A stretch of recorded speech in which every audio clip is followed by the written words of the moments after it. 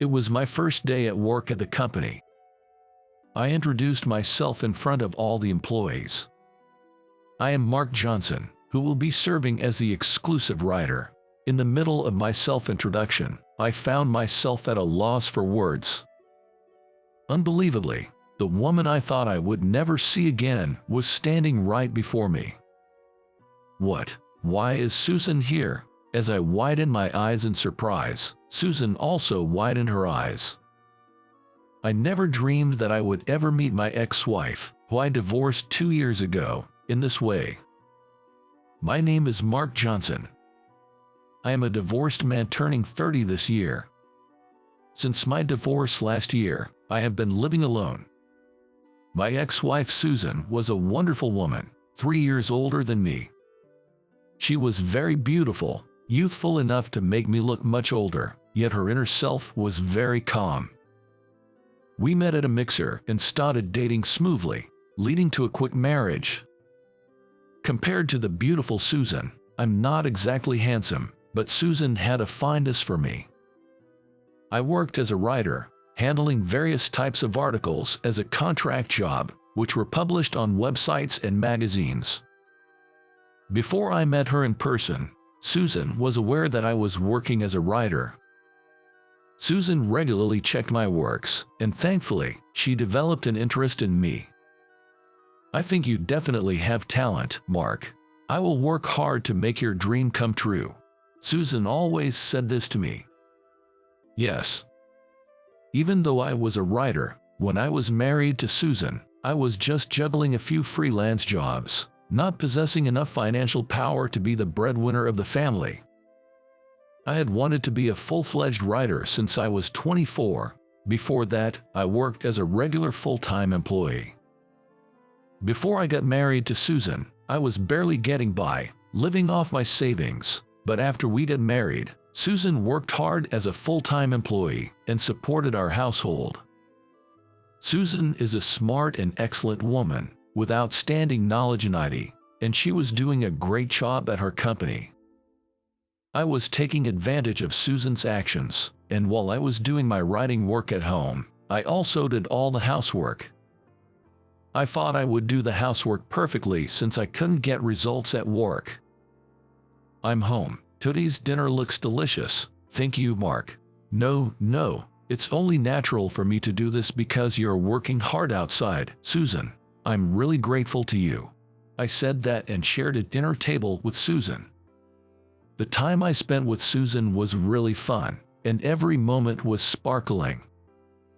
The day will definitely come when your talent, Mark, will be recognized. I'm really cheering for you, Susan. I was moved by Susan's words.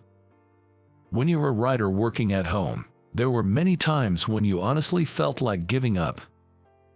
This job requires you to be perfect in solitude, and no one is by your side to tell you the correct answer. Back then, I was unable to get enough work and was losing confidence. But because Susan was there, I managed to keep myself from breaking down. Susan, thank you. I can be positive because you are here. I'll keep working hard as a writer. I will always support you, Mark. We continued our married life in this way, always respecting each other. I really loved Susan, and I wanted to be with her forever. But my feelings were overturned by a certain incident. One day, while I was out shopping for dinner, I bumped into an old acquaintance. His name was Peter, a man at my age who had also attended the mixer where I first met Susan. Mark, is that you? Shopping on a weekday? Are you off today? Peter, in his crisp suit, asked me. He must have been returning from making sales calls. Peter, a handsome elite who worked in sales at a large corporation, was a highly competent man. At that time, I was out shopping in a plain tracksuit, and feeling a bit embarrassed, I answered, "Haha, I guess you could say every day is like a day off for me." So, does that mean Susan is the one working? Yeah, I'm not making much at the moment, so that's how it is. How pathetic. I didn't immediately understand what Peter meant. He let out a heavy sigh, looked at me with a disappointed face, and continued. I fell in love with Susan at that mixer. She was someone I admired. But Susan didn't even glance at me. She chose you. If you had something attractive about yourself, I could have accepted it, but now, I'm disappointed. I was shocked by Peter's words. I had never imagined that he had feelings for Susan. Moreover, I never thought that such a mild-mannered and gentlemanly guy would berate me like this.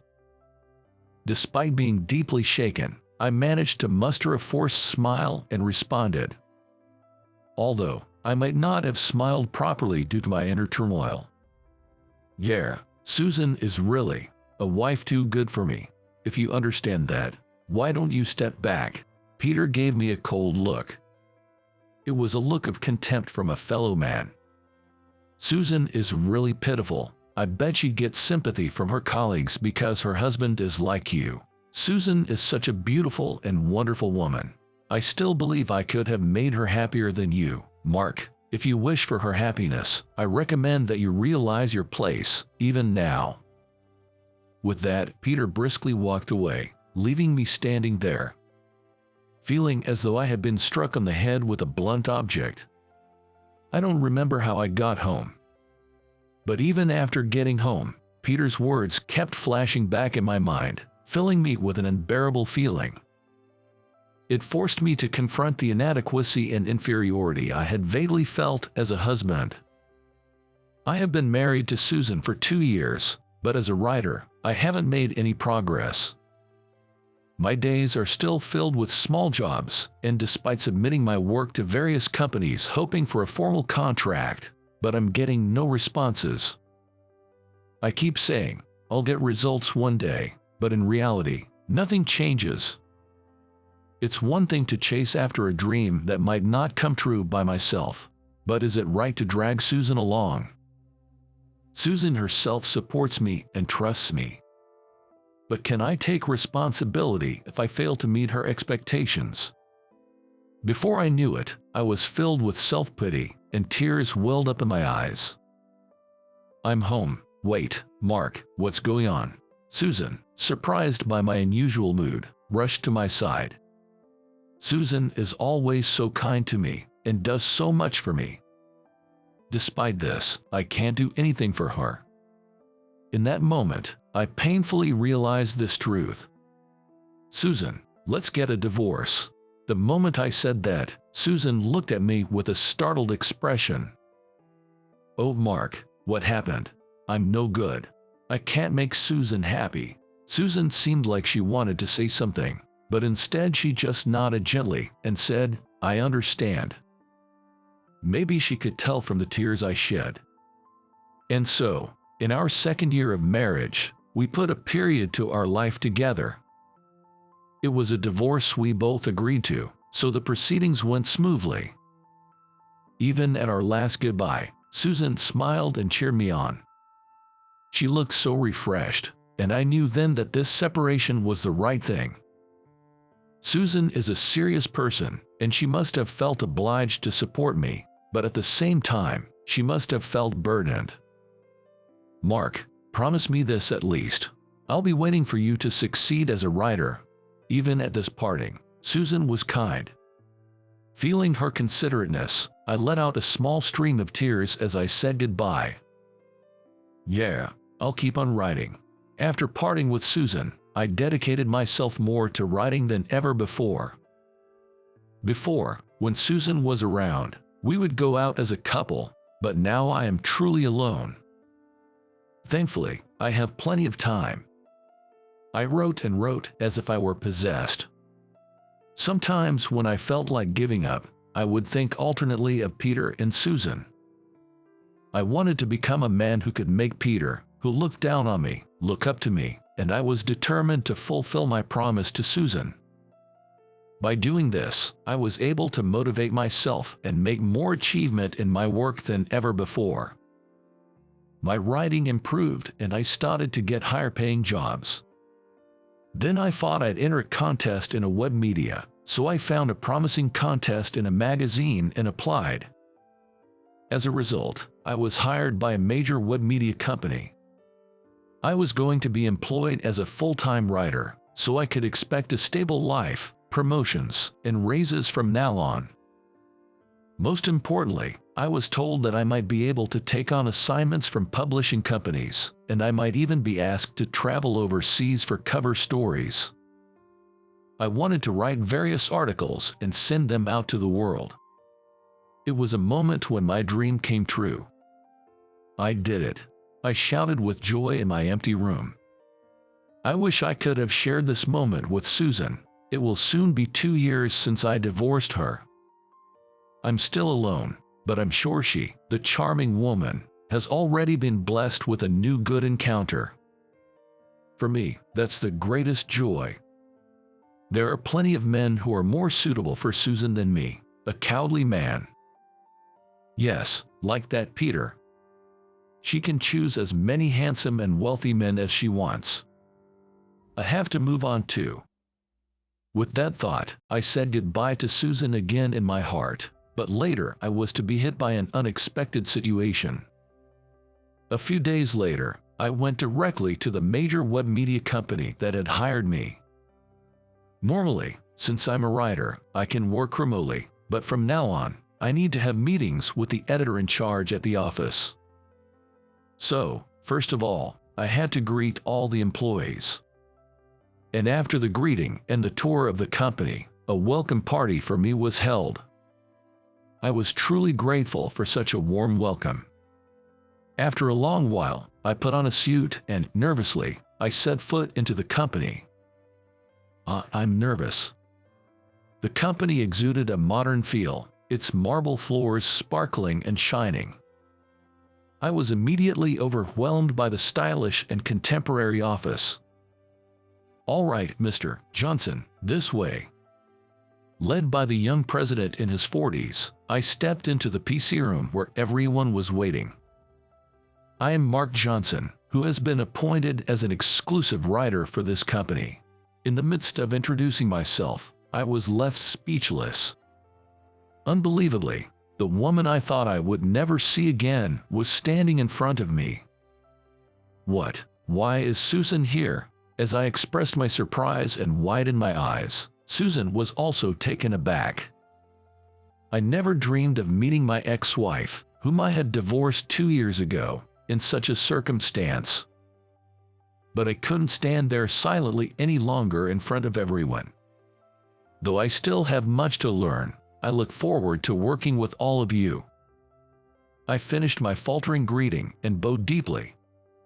Even while everyone was giving a warm applause, my mind was filled with thoughts of Susan. Why was she working at this company? The president later gave a detailed explanation about the company's facilities and system, but I regretfully was somewhat preoccupied. The encounter earlier was too shocking. In the evening, a welcome party for me was held, and we went to a restaurant with 30 company members. During the party, I asked the president about Susan. The president, who was in a good mood from drinking, talked eloquently about Susan.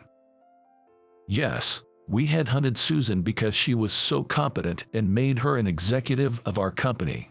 Becoming an executive all of a sudden, that's impressive. Susan was working in web marketing at her previous company, and attracting customers on the web is her forte.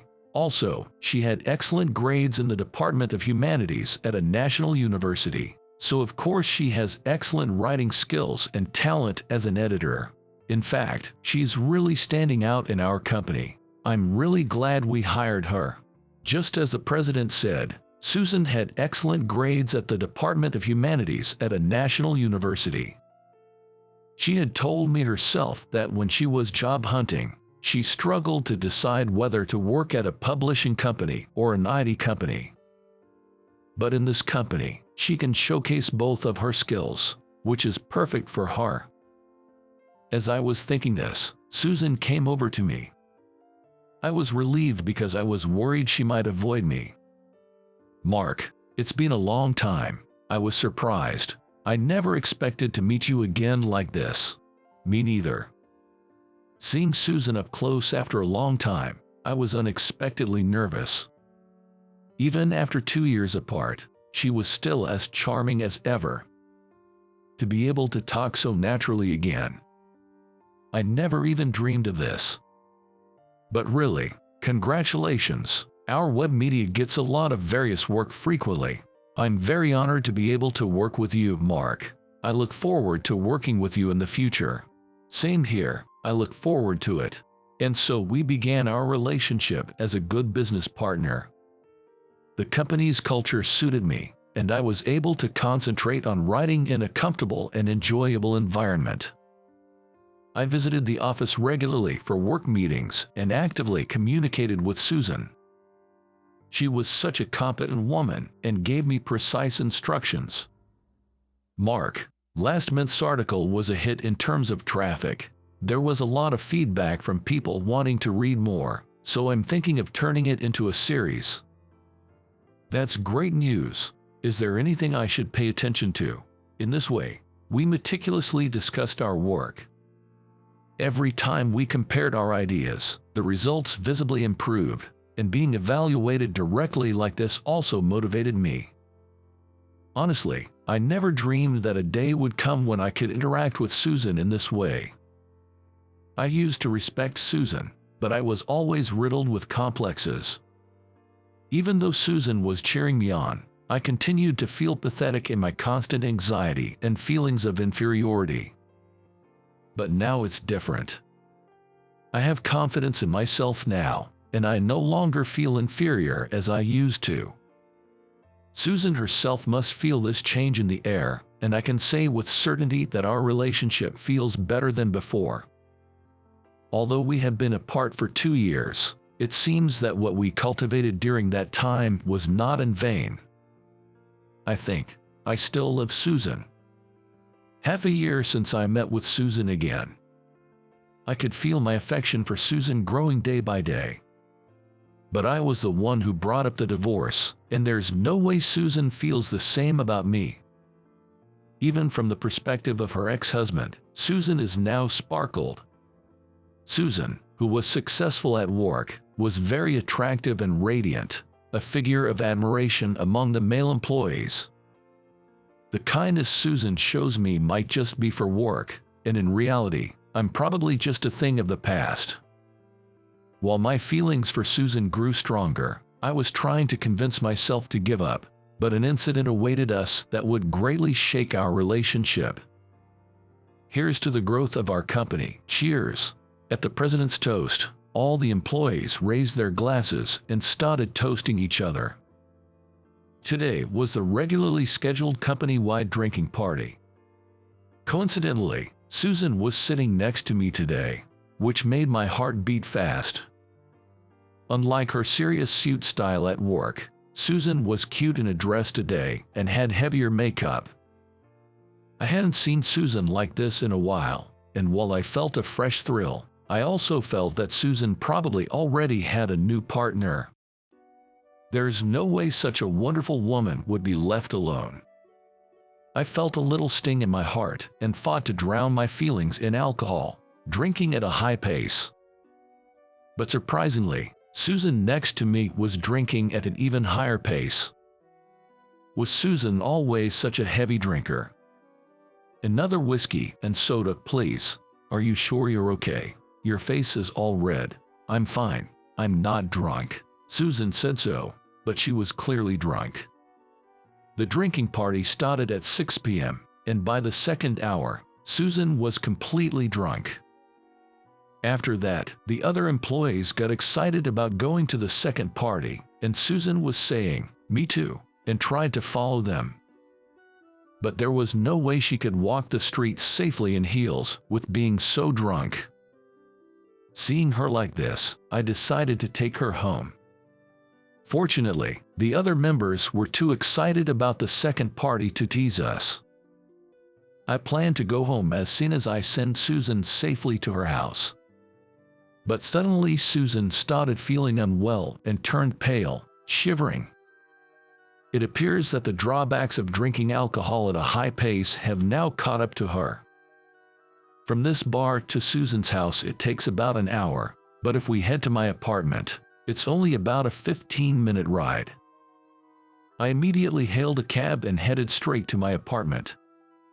It's unusual for Susan to end up like this. Thinking this, I was taking care of her in the cab. Susan, who's usually calm and composed, was completely drunk and out of her senses. Upon arriving at my apartment, I put Susan to bed. Susan was already fast asleep, and I kept watch over her the entire time. I never thought I'd see the day Susan would come back here. Naturally, all the days I spent with her began to resurface one after another in my mind. While cherishing those memories, I also felt a sort of melancholy. When she wakes up, she'll be leaving here promptly. We were supposed to be over, yet that fact felt unbearably sad to me. As I was indulging in these indescribable feelings, she quietly woke up. Looking at the clock, nearly 3 hours had passed since Susan came to my place. She had been lying quietly for a while, and it seemed like the alcohol had somewhat worn off. Susan was looking around the room wide-eyed. Why am I here? I brought you here because you were drunk and intoxicated, Susan. I wanted to take you home, but you didn't seem well. I'm sorry, that was irresponsible of me. No, it's all right, but you should avoid drinking like that. It's especially dangerous for a woman. Here, have some water. Just as I was about to hand Susan a bottle of water, she clung to me. I was momentarily frozen, unable to comprehend what was happening. At that moment, Susan was quietly shedding big, round tears. When you were sitting next to me, I was so nervous. I drank that much to hide my nervousness. But you're really kind. Susan. Hearing Susan's words, I was stunned. I didn't expect Susan to be conscious of me in that way. I like you, Mark. I realized that after rereading your articles, the one on nursing I read before I met you at the mixer. Listening to Susan's story reminded me of her father, who passed away after we'd got married. Susan's father was diagnosed with Alzheimer's disease at a young age. Until he was admitted to a nursing home, Susan and her mill had been taking care of him at home. From my early 20s until I was 30, I was caught between work and caregiving. Honestly, I was exhausted. I despaired at my seemingly endless life, and I even began to resent my father. I hated myself for feeling that way about my father, whom I loved so much. Back then, Susan had apparently been weeping day in and day out. I couldn't possibly blame her when I heard that story back then. It's not easy for a young woman to give up romance and private life to focus on caregiving. Susan started reminiscing about those times. When I was feeling down about my father, I came across your writing, Mark, and it saved me. Not just the nursing articles, but your other articles were also truly wonderful. That's why I was really happy to meet you at the mixer. Saying that, Susan looked up at me with tear-filled eyes. The intensity of her expression echoed deeply within my heart. I was despairing of life, but just by glancing over the words that you, Mark, put together, I felt my will to live bubbling back up. There are such wonderful things in this world. Even when I was swamped with caregiving and couldn't go out, if I opened my laptop, I could encounter the world you had painted. You can't imagine how much that saved me. I was deeply touched to hear that Susan had been so moved by my articles. Thank you, but I feel like I've only caused trouble for you. No, that's not true. My happiness lies in seeing your dreams come true, Mark. There are definitely people out there who will be saved by your writing, just like me. I parted ways with you with a smile that day, but in reality, I was crying inside. If my presence added to your pressure, I'm really sorry. That's not true, because you were there, Susan. I could keep writing. Saying that, I held Susan tightly. We may have misunderstood and passed each other by, but we can start over from here. As we spent the night together, we felt more connected than ever before. This was the first time either of us had experienced such unity of feelings. Thus, we reaffirmed our love for each other, and decided to restart our relationship. Ideally, I wanted to remarry immediately, but a new challenge presented itself to us. Wait, I will be in charge of an interview articles overseas. The president's words left me shocked, and as I froze, he continued to speak as if to say, "Aren't you thrilled? Yes, a major publisher wants you on their team. They'll cover all costs, and it'll surely boost your career. You get to travel to various countries for a year, gaining plenty of experience. Isn't it a dream job?" While it was an attractive offer, it meant being away from Susan for a year. I was conflicted about whether to go or not, but Susan welcomed the offer with a smile. "That's amazing. It's a valuable experience to travel around the world. I'd love to read about the world as seen through Mark's eyes." Susan's words took me by surprise. At the same time, I felt foolish for having worried so much. That's right. Distance and time are no issue. Even if there are periods when we can't see each other, as long as there's love and writing, we can overcome anything. "Yeah, you're right. I'll become a bigger man in preparation for our marriage, Susan." And so, I accepted the offer and set off on a one-year research trip. Susan was there at the airport to see me off, a glittering engagement ring on her right hand. When I returned, I intended to present her with a large wedding ring for her left hand. "Take care." "Yeah, I'll do my best." With smiles on our faces, we began walking towards a bright future.